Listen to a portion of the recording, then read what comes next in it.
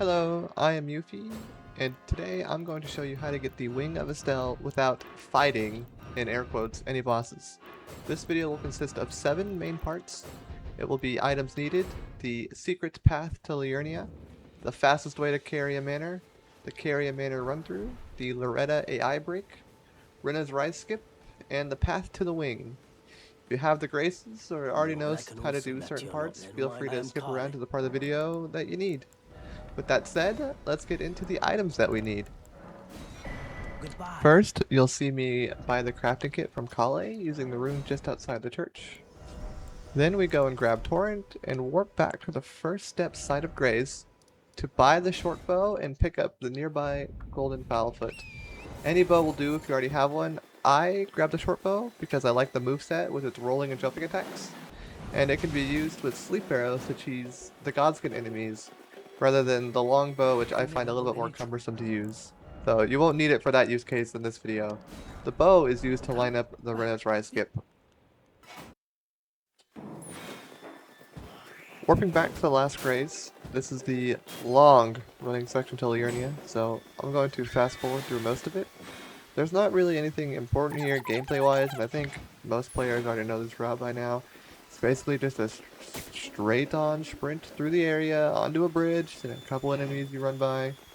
If you already know this section, feel free to skip ahead. If you don't, feel free to slow the video down. Otherwise, I'll slow us back down once we get there.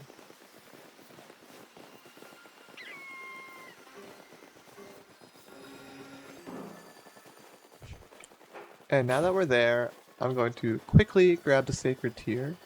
The fastest path to Caria Manor consists of 2 teleporters. One in the first ruins you come across. This one will teleport us to the gate right in front of the academy. And then we will jump off the academy. I promise you'll live if you follow my path. But there is a fun speedrun path that's a little bit faster, but in our case, we're going to be safe. And then the second teleporter, which you will see directly in front of us, is the spiky circle ahead.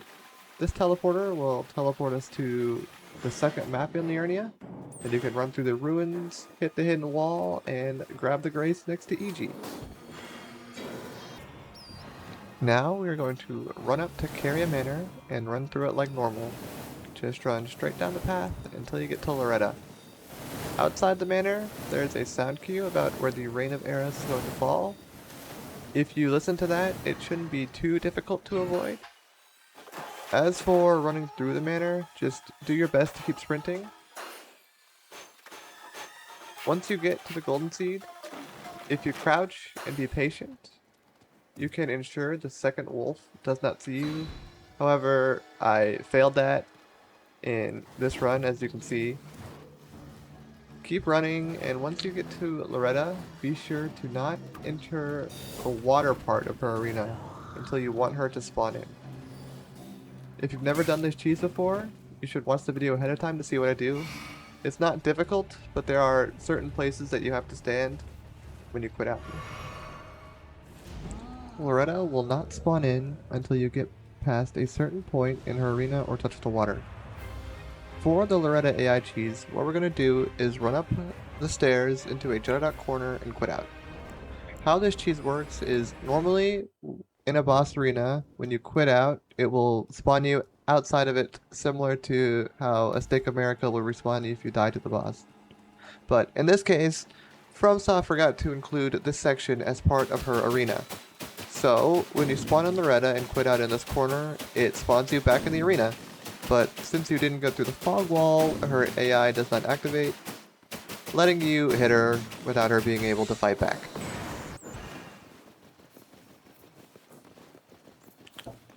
This skip will be by far the most difficult part of the run.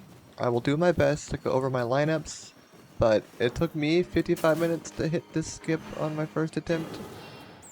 I will go over the mistakes I made, but overall, you're gonna just have to practice until you get it. So, to start, we will line up Torrent with this wall. Being left or right on the wall does not matter that much, but try to be consistent with the location you jump up. We're just going to do a simple double jump up, not too far. If you keep walking forward, Torrent should not climb up, he should stay in the same spot. Now, line up the bow crosshair like I do.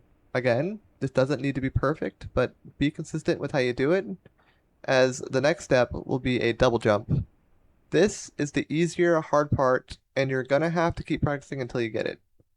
It is not an instant double jump, but a very slight delay. After you double jump, be sure to stop moving and try to aim your bow while on the tree. This will help slow you down a little bit. If you fall out of the tree, like in this attempt, towards the back, that means you double jumped too late.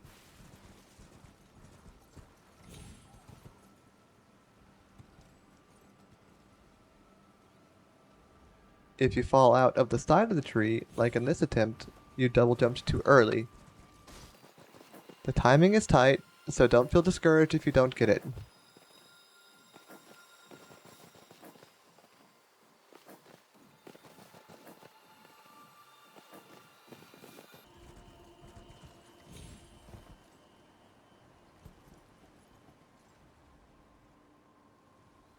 Once you are in the tree, it is time for the harder part. Aim at the next tree. You're going to aim your crosshair where mine is, at the lone leaf, at the top middle of the tree. You're going to double jump and immediately try to turn right around the jutted out pillar and double jump at the apex of your jump. This should land you on top of the tower, but again, this jump is tricky and by far the most difficult part, and it is not super consistent. So just try your best, don't get too discouraged. You can do it, I believe.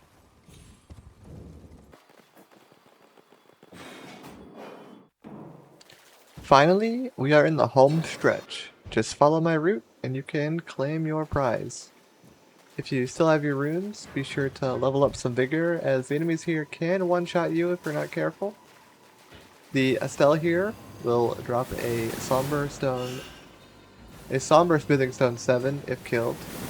If you want it, a good way of killing him is to grab the meteorite staff and rock sling and throw his rocks right back at him. Be careful of the shield ant, as he can one-shot you.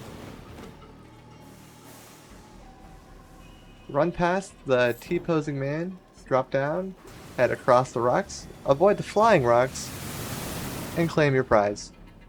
If you'd like a build suggestion for this, I'd recommend the Magic Shrouding Tractier and the Stone Barb Tractier, the Axe Talisman, Carian Filigree Talisman, Magic Scorpion, and the Warrior Jarshot.